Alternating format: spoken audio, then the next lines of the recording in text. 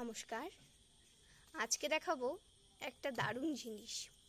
এই যে দেখো, এই টবটার সাইজ কতই বা হবে। তো ইন্ডিগো একটা কিয়ে থেকে আমি এইখানে একটা পদ্মের বীজ থেকে করেছিলাম। এই যে এতটা বড় হবে, এই যে লম্বাটা। আর দেখো কত সুন্দর একটি গাছ এইটুকু জায়গার মধ্যে বেড়ে উঠেছে।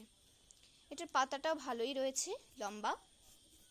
দেখো, এবার অনেকজনই বলবে যে এইটুকু জায়গায় ফের পদ্ম হয়। হ্যাঁ, হয়।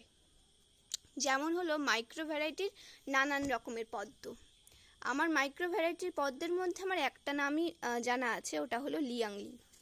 তো এইটা কিন্তু আমার লিয়াংলি ভ্যারাইটি নয়, তো এইটা একটা বীজ থেকে চারা করা। তো এইটুকু জায়গার মধ্যে কিন্তু আমি এটা করেছি এবং কি ভালোই কিন্তু গ্রোথটা হয়েছে, সেটা তোমরা দেখতেই পাচ্ছ। এই যে দেখো, ভালোই কিন্তু গ্রোথ হয়েছে। এবার জানি না কত ফুল আসবে, এবং খাবার হিসেবে শুধুমাত্র 2-4 দানা ডিএপি ছাড়া আমি কোনো খাবারই প্রয়োগ করি না এই গাছে। আমি প্রত্যেকটা আমার বাগানের পদ্ম গাছে কিন্তু ডিএপি ব্যবহার করি।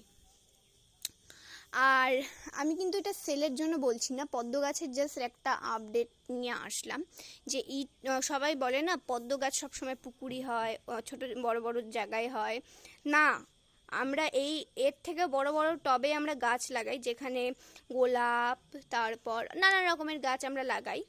দেখো, এইটুকু গিয়েতে আমি লাগিয়েছি পদ্ম। তো ইচ্ছা থাকলে সব হয়। দেখো, জলটাও কিন্তু আজকে জল ছিল না, জল ভর্তি করে দিয়েছি। জলটাও কিন্তু পরিষ্কার, কোনো মশার লার্ভা নেই। জল মাঝে মাঝেই, এগুলো এখন যেহেতু বড় স্ট্যান্ডিং লিফ এসছে, তাই জন্য এদের জল একটু বেশি লাগে। জল তাড়াতাড়ি করে ভর্তি করে দিই। হ্যাঁ, মাটি প্রস্তুত অনুসারে আমি কিছুই করিনি, শুধুমাত্র দিয়েছিলাম নর্মাল বাগানের মাটি আর একটু নিচে খোল পচা সার।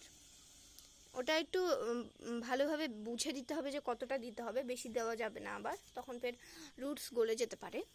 তো আজকের জন্য এইটুকুই, দেখা হবে নেক্সট কোনো ভিডিওতে। বাই।